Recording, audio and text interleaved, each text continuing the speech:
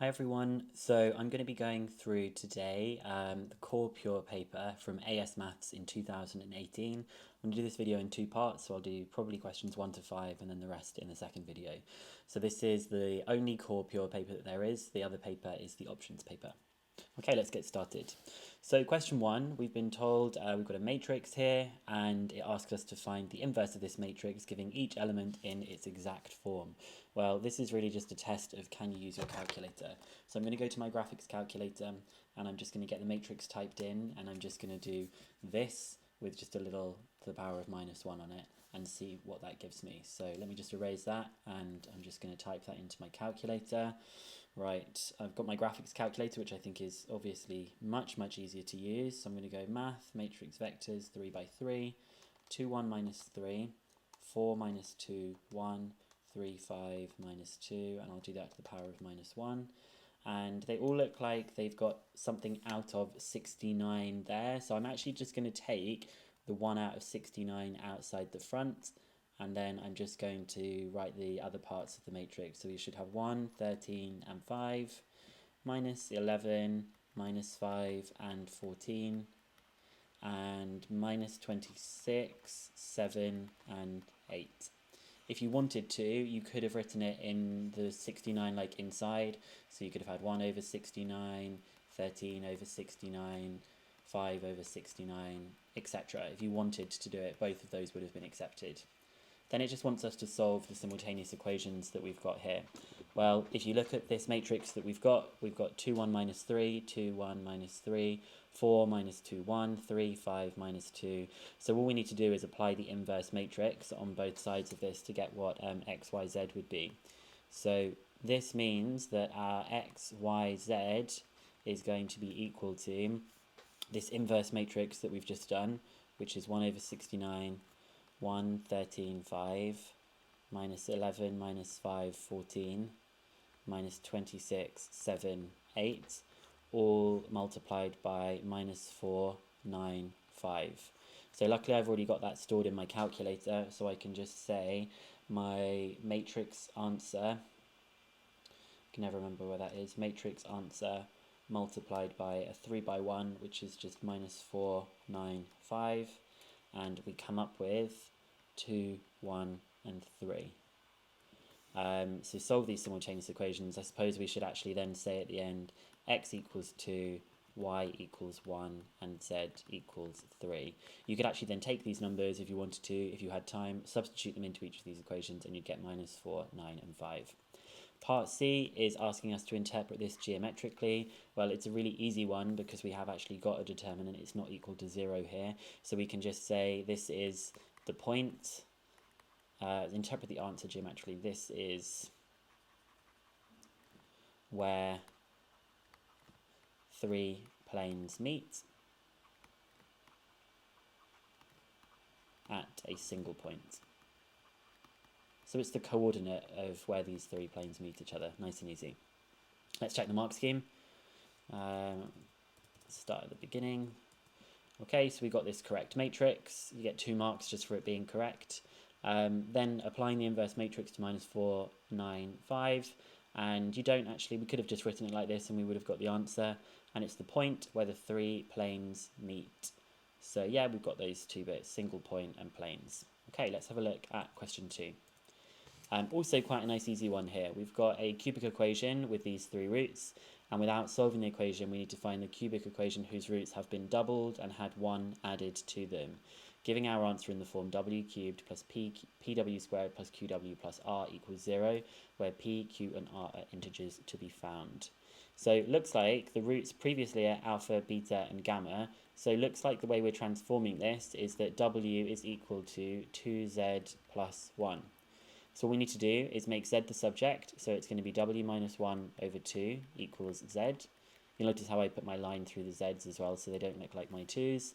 And I'm going to take this, and I'm just going to substitute it in to z cubed minus 3z squared plus z plus 5 equals 0. And you just need to be really good at expanding here.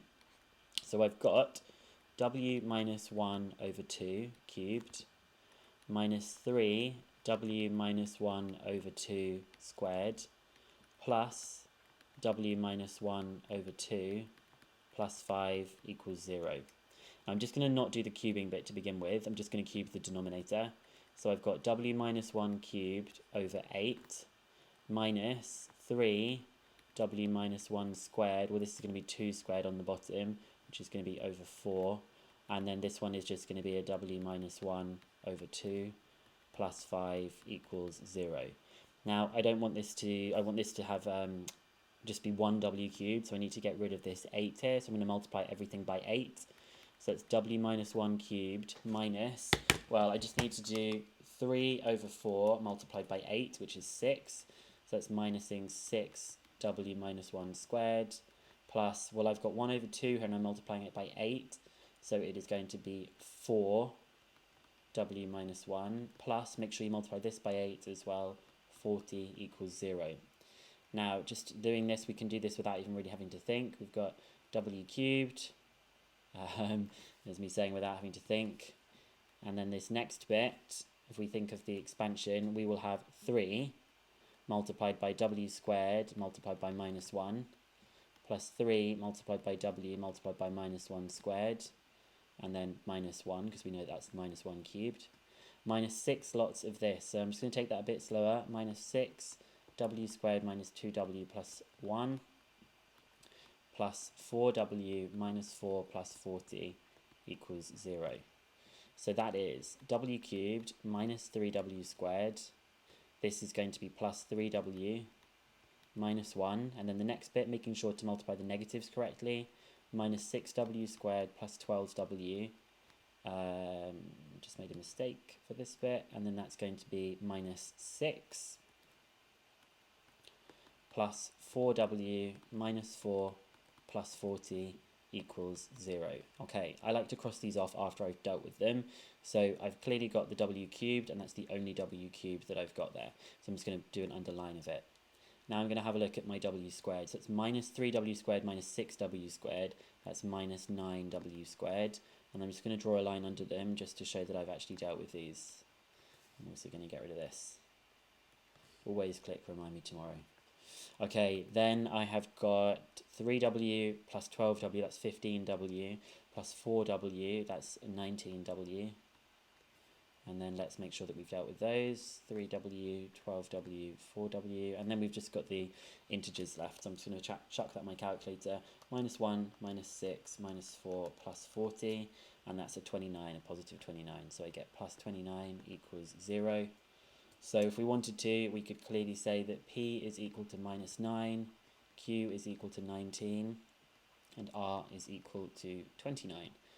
It's meant to be commas. Doesn't look so much like a comma there, does it though? Okay, let's check the mark scheme. I'm actually just going to go straight to see what we've got. W cubed minus 9w squared plus 19w plus 29. That's what we got. So you get a mark for doing that rearranging, a mark for showing the substitution, and then you get method and answer marks for this all being completely accurate. The accuracy marks, though, are rewarded if you get 2 of the 3 correct, and you have to get all 4 of them correct, and you have to get the equals 0 to be able to get that last accuracy mark. They're a bit more fussy in further maths.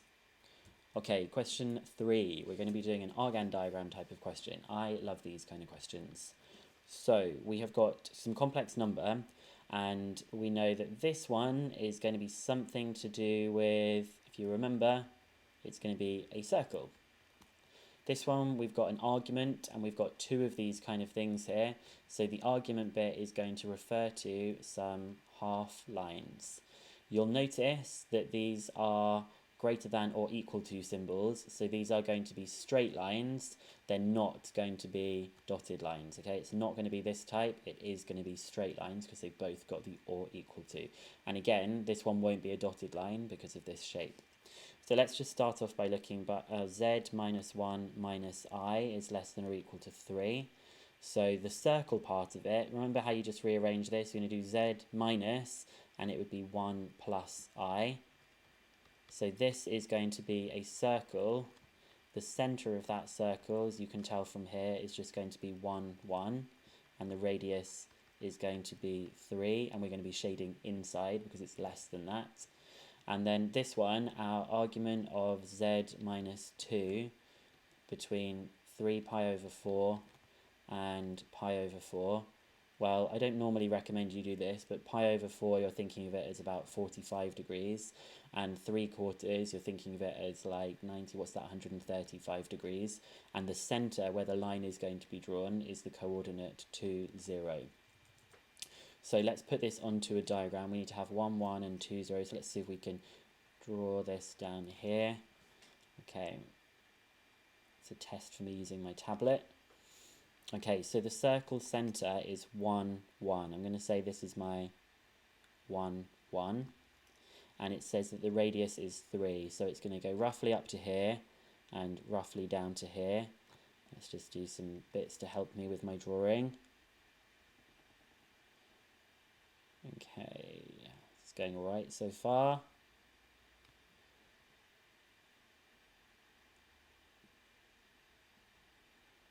Okay, it's not bad. So I'm going to just label here that this is 1 and this is 1. And then we know at the 2, 0, we're going to have to draw these half lines. Now, one of them is, so it's got to be between 45 degrees and 135 degrees. So I'm going to do a 45 degree one just kind of coming up like this. And the 135 degrees one, well, we know that actually these have got a gradient of 1 and minus 1. So actually it's going to pass through this bit because it's going 1 along, 1 up, 1 along, 1 up. So I'm going to try and draw that going through here. And we want it to be in between and inside the circle. So the area that I'm going to shade is this. And to give it a bit more detail, I'm going to say that this angle here is pi over 4. And I could say that this angle over here is 3 pi over 4. Trying to think if there's anything else that we need to have noted when we do this kind of sketch. I guess I should make my axes a bit better. I should say that this is my real axis and this is my imaginary axis. Okay, quite a lot of marks there for doing that sketch, but you can see there's some stuff that needs to build up. So here it says that the complex number w satisfies this equals 3 and the argument equals pi over 4. So let's think about which part of this original bit it is. Well, it's the circle. And it says that it's equal to 3, which means that it is somewhere on the circle. And the argument is pi over 4. So here is one that's the argument is pi over 4, matches exactly the same thing we've just drawn. And we know that the radius is, sorry, it's on the circle. So this is actually here what w is going to be. Now you can either try and do this with like a kind of geometric take, or you could just go in straight away with doing some algebra. I think I'm probably going to do some algebra for this kind of one. So I've got two equations. Now the equation of the circle we know is x minus 1 squared plus y minus 1 squared equals the radius squared, so 3 squared. And the equation of this half line that we've got here, well, let's just quickly work that out. We know that the gradient is 1. And we also know that it goes through the point 2, 0. So you can either common sense work it out, or you can do your y minus y1 equals m brackets x minus x1. Don't even need to write that, so you just get that the equation of the line is y equals x minus 2. So I'm going to substitute this into here and try and find out what x and y are. So we have x minus 1 squared plus y minus 1 squared. Well, y is x minus 2, so it's going to be x minus 3 squared equals 9. And I'm just going to expand and solve. So that's x squared minus 2x plus 1 plus x squared minus 6x plus 9 equals 9. Well, I can cancel the 9's from both sides nice and easy. So I have 2x squared minus 8x, 2x squared minus 8x plus 1 equals 0. And then I'm just going to go to my equation solver on my calculator, because that is exactly what it is there for. So I have my coefficients of 2, minus 8, and 1. And that tells me that x is either equal to 4 plus or minus root 14 over 2. Now, if you have a look at the x coordinates that it's going to be, the reason it's giving you two of them is because it could either be crossing here or it could be crossing up here. So because of the diagram, we know that x is equal to the positive one, so it will be 4 plus root 14 over 2. Now we can find out what y is by subtracting 2 from this. So y is 4 plus root 14 over 2 minus 2. Feeling lazy. 4 plus root 14 over 2. I think it's just root 14 over 2, which is just root 14 over 2. So we have worked out that w is 4 plus root 14 over 2 plus root 14 over 2i. And all they want us to work out now is the magnitude of w squared. Well, let's go on to the next page. Normally, if you wanted to find the magnitude of w, you would do 4 plus root 14 over 2 all squared plus root 14 over 2 all squared, and then you would square root it. But because we're squaring this side, we don't even need to bother with the square root bit. So I can just whack this on my calculator and find out what it is. So that's I've already got that one squared plus 4 plus root 14 over 2 all squared. And we come up with 11 plus 2 root 14. Let's see if that's the right answer. So there's our diagram, exactly as we had. They didn't even put the angles in for this kind of stuff. And 11 plus 2 root 14. So just so it's interesting to see where the marks come, you get a mark for doing a circle, you get a mark for the V shape, the accuracy mark of the half lines being drawn exactly as they should be, a method mark for shading in between the half lines and the circle, and then the last for it being fully accurate. And there it is, just a method of what we were trying to do of solving the simultaneous equations. Get a method for that, an accuracy mark for solving correctly. This is the same as ours, we just had it combined as one fraction, 4 plus root 14 over 2, same thing, and 11 plus 2 root 14. Okay, so let's now have a look at question 4, vectors, one of my other favourite topics. Part of the mains water system for a housing estate consists of water pipes buried beneath the ground surface. The water pipes are modelled as straight line segments. Okay, so we've got some lines going on here. One water pipe, W, is buried beneath a particular road. With respect to a fixed origin O, the road surface is modelled as a plane. Okay, so we've got a pipe is a line. Might just write that down. And the road is a plane. And W, what does this say with respect to the road is a plane, and W passes through points A and B. Okay, so the pipe goes through these particular points that we've got here. Use the model to calculate the angle between W and the road surface. So we're trying to calculate the angle between the line and the plane. Now, the angle between a line and a plane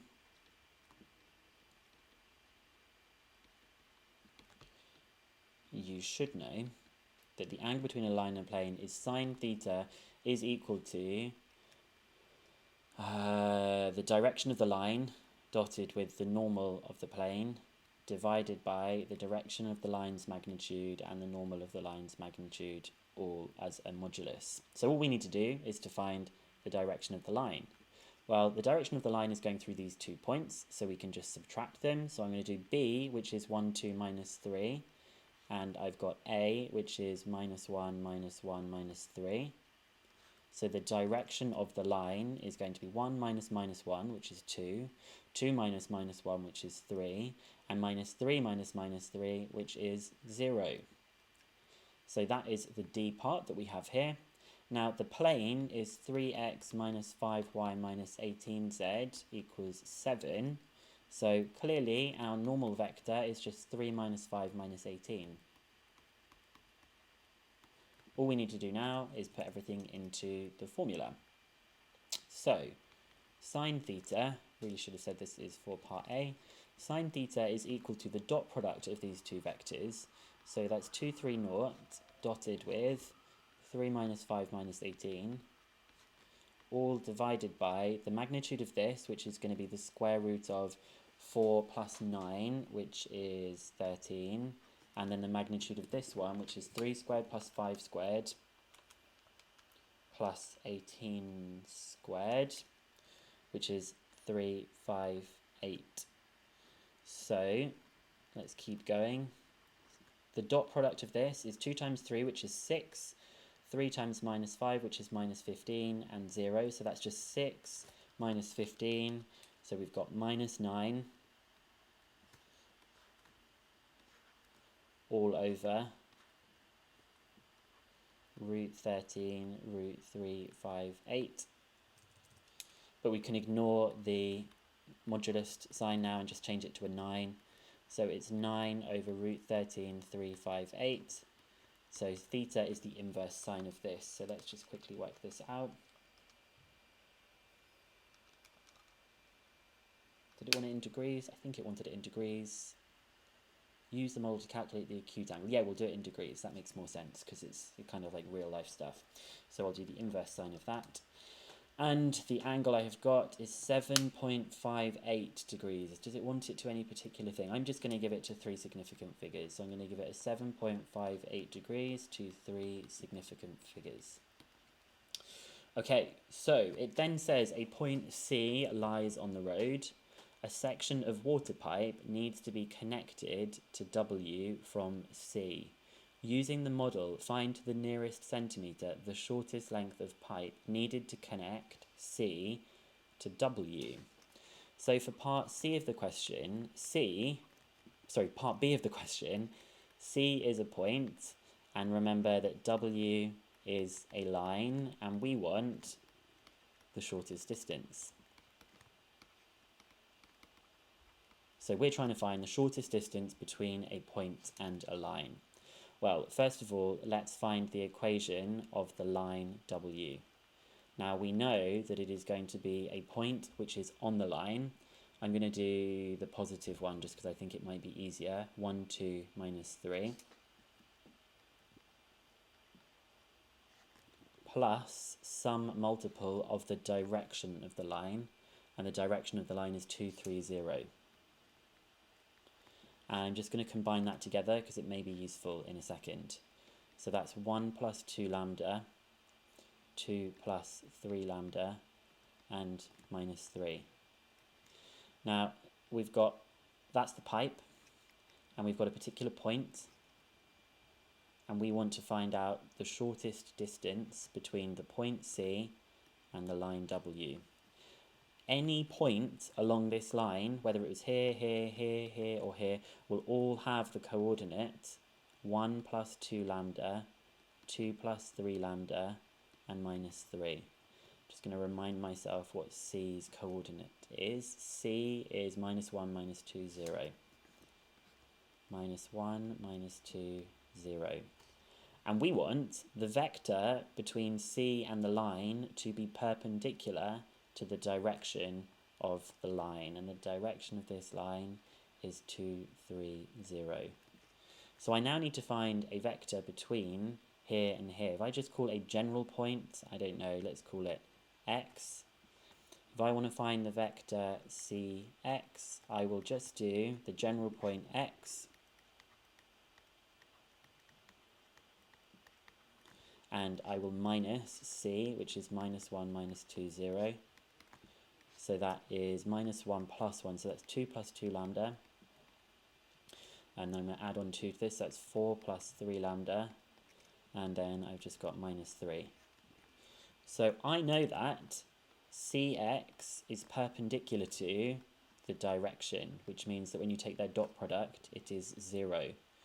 So that's 2 plus 2 lambda, 4 plus 3 lambda, minus 3, dotted with 2, 3, 0, which is the direction of the line, must be equal to 0. So we end up with 4 plus 4 lambda plus 12 plus 9 lambda equals 0. So that here is 13 lambda equals minus 16. So lambda equals minus 16 over 13. I hope this is right. The numbers don't seem good. It's not nice when the numbers don't seem good, is it? And we're actually trying to find out what that shortest distance is. So we want to say, what is the magnitude of Cx? So Cx is the thing that we're trying to find out here. Cx is 2 plus 2 lambda. So it is 2 plus 2 multiplied by lambda, 4 plus 3 lambda, and minus 3. And then we're going to try and take the magnitude of that. So let's just quickly store minus 16 over 13 in my calculator. So I want 2 plus 2 of those. So it's minus 6 over 13. 4 plus 3 of those. 4 over 13. And minus 3. So the shortest distance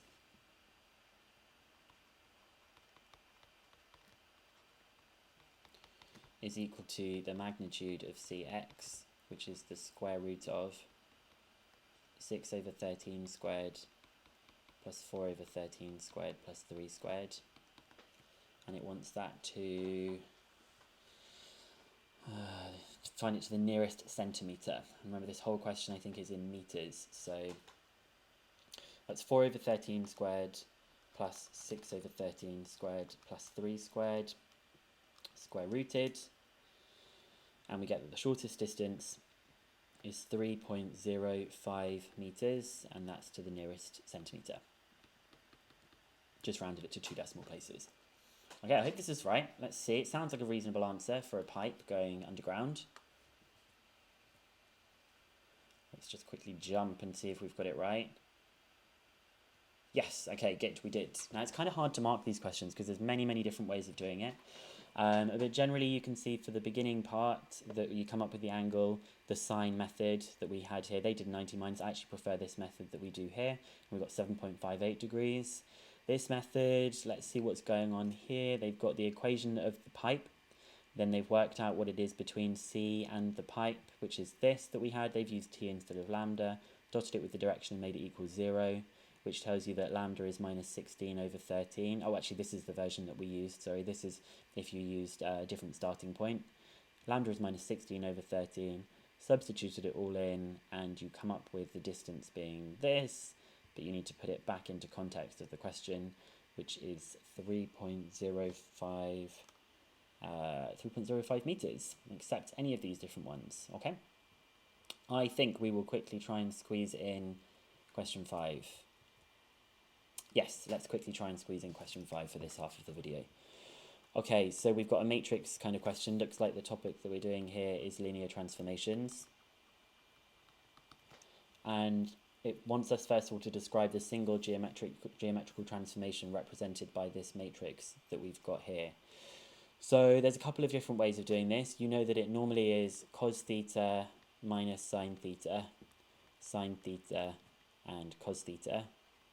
So we can see that cos theta is equal to minus a half, and sine theta has got to be equal to root 3 over 2. So using this first one, if I do the inverse cos of minus a half, we get 120. And if we do the inverse sine of root 3 over 2, you get 60. But remember, with sine, you can also do 180 minus 60, so it's 120. So 120 does actually match. You could just check on your calculator. If you do the sine of 120, you do also get root 3 over 2. The other method that you might like to do for this is you could also sketch what this looked like as well. So the I part has been changed. Normally the I part goes like this. It's now going minus a half along. It's going minus a half long and root 3 over 2 up like this. And the J part, which normally goes upwards, which is 1, 0, has transformed to this bit, which is going to be going minus root 3 over 2 to the left and minus a half down. So it's going like this. And you could then do some trigonometry on here to work out what is this angle, blah, blah, blah. And you'll see that the whole thing has rotated 120 degrees in that way.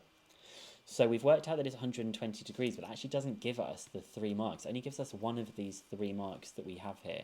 So one of the marks is for saying that it is a rotation. The second mark is for saying 120 degrees anti-clockwise. And the third mark is for saying that the center is 0, 0. 3 really easy marks. If you did all that hard work, you could still, if you couldn't do that bit, you could still get these 2 marks for just getting them. Okay, the transformation V, represented by the 2 by 2 matrix B, is a reflection in the line y equals minus x. Write down the matrix B. Okay, so I like to start off by doing a little diagram. This is the I hat vector that we start with, and this is the j hat vector. And we're going to see what happens when we reflect them in the line y equals minus x. So this is y equals minus x. I'm going to reflect them. So when the j gets reflected in this line, it comes across over here. And when the I gets reflected, it comes down here like this. So that shows that the I1 originally, which is 1, 0, has now changed to nothing left and right and 1 down. So nothing left and right and 1 down. The j part, which is usually 0, 1, is now 1 to the left and nothing up and down. So this is the matrix B, which represents that transformation.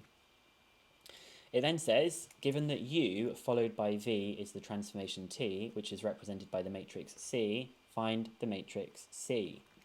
So the matrix C, the first thing that is being done is U and then V. So A is being done first and then B. Now think about how we said this before. If A is being done first, you may be tempted to say B is coming afterwards, but actually B is coming beforehand. So you do need to do this multiplication, which is 0 minus 1 minus 1, 0, multiplied by minus a half, minus root 3 over 2, and then we have root 3 over 2 minus a half. If you want to, you could put this in your calculator. I think I will do it by hand. So I'll multiply this by this, and that doesn't look amazing, but that's minus root 3 over 2. I will then do this multiplied by this, so I just have positive a half. I've then got this multiplied by this, which is just positive a half, and then I've got this multiplied by this, which is just positive root 3 over 2. You must make sure that they are multiplied that way around. This 1 is really bugging me, so it's gone. It's going to be made neater. Then we've got T is this combined one. Show that there is a real number K for which the point 1K is invariant under T. So I am going to be doing minus root 3 over 2 and a half, and root 3 over 2. And I'm going to be applying that to 1k. Now, because it's invariant, it means that when you multiply it, you still get the same coordinate, 1k. So let's just see what happens when we expand this. We're going to get minus root 3 over 2 multiplied by 1. So it's minus root 3 over 2 plus a half k. And then this, we get a half plus root 3 over 2k. A half plus root 3 over 2k. So that is equal to 1k. This then gives me two equations. It gives me that minus root 3 over 2 plus a half k is equal to 1. So let's solve this. So that's going to be 1 plus root 3 over 2 divided by a half. So we get that k is equal to 2 plus root 3. And then the other equation that we get from the bottom is a half plus root 3 over 2k equals k. So I'm going to subtract k from this side. Does that seem right to you? I made a mistake there. Let's see what happens. So we're going to have, oh no, that's correct. So I'm going to subtract the root 3 over 2k from both sides. That's 1 minus root 3 over 2. And then I'm going to do a half divided by that. Should I take it a bit slower? No, I'm going to just say 1 minus root 3 over 2, put that on that side, and I'm going to divide by that answer. I'm going to do a half divided by that answer. So it's 1 minus root 3 over 2. I'm going to do a half divided by that. Damn it, I typed it in wrong. 1 minus root 3 over 2, a half divided by that. And that gives you that k is equal to 2 plus root 3. So it is invariant when k is equal to 2 plus root 3. So we probably need a kind of a sentence there, because each equation gives the same value for k.